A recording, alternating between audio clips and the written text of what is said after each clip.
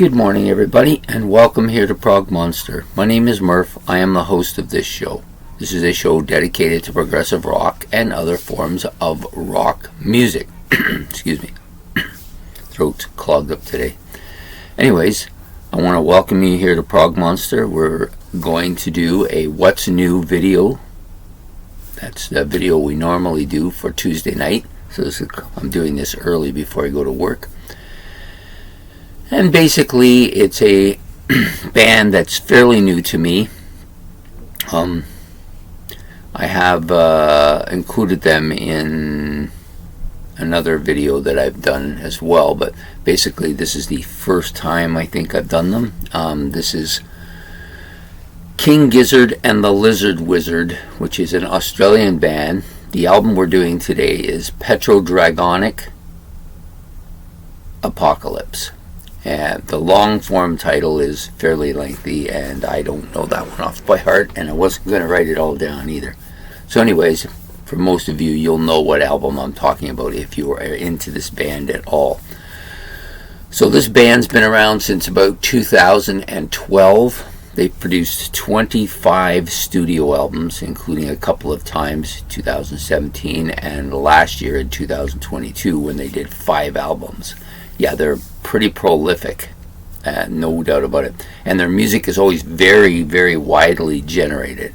You've got jazz fusion-y stuff. You've got progressive stuff. You've got stuff that's a little more mellow. And today, this particular album is kind of a speed metal, heavy metal album. So this was released on June the 16th of 2023. On the KGLW label. It's about 49 minutes, I believe, although it's listed as 66 minutes, but I think that might have been an extended version. Produced by Stu McKenzie. The personnel, I wrote them on the paper just because there's a bit of a lengthy bit to them. So basically there's Stu McKenzie on guitars, bass, and vocals. Ambrose Kenny Smith on vocals. You've got Joey Walker on guitars, bass, and vocals. Michael Kavanagh on drums, percussion, vocals, and electronic drum kit. Cook Craig on bass and vocals, and Lucas Harwood, who along with all the other members, except for Michael Kavanagh, does a synthesizer on Flamethrower, except for Michael Kavanagh does the electric drum kit. Okay, so basically this album is kind of a metal, speed metal, heavy metal mix. Some growls are in here as well, quite a bit of growls actually. They're not full growls, so they're kind of a semi-growl in my estimation. And there's a psychedelic feel to a couple of the tracks, the opening one especially. Now, Motor Spirit. So there's actually 7 tracks: Motor Spirit, Supercell, Converge, Witchcraft, Gila Monster, which is the single, and Dragon and Flamethrower, which is the one with all the synth extras on it. Basically, it's kind of a speed metal album, like I said, with some heavy metal elements in it, but it does have some bits of, it has a feel of the psychedelic feel to it as well. Excuse me. All the tracks are pretty good. These guys are pretty good instrumentalists. If you like that speed metal sound or heavy metal sound, or you like the kind of death metal growling that goes on a lot of darker heavy metal albums, you will probably like this album.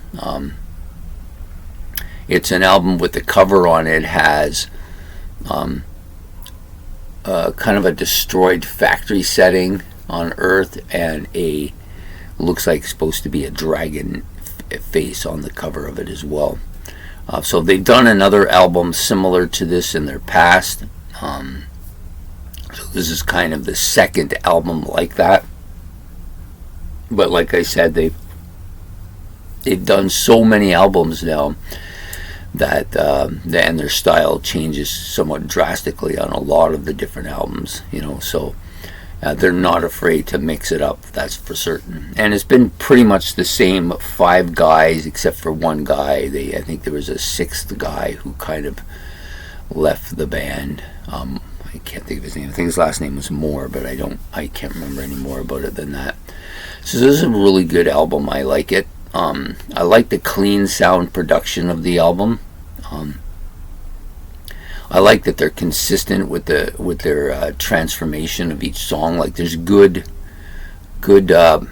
momentum on the albums that you might want to use. There's good transition from one style to another, and it keeps moving along. They don't kind of drag on. That's a bit of a play.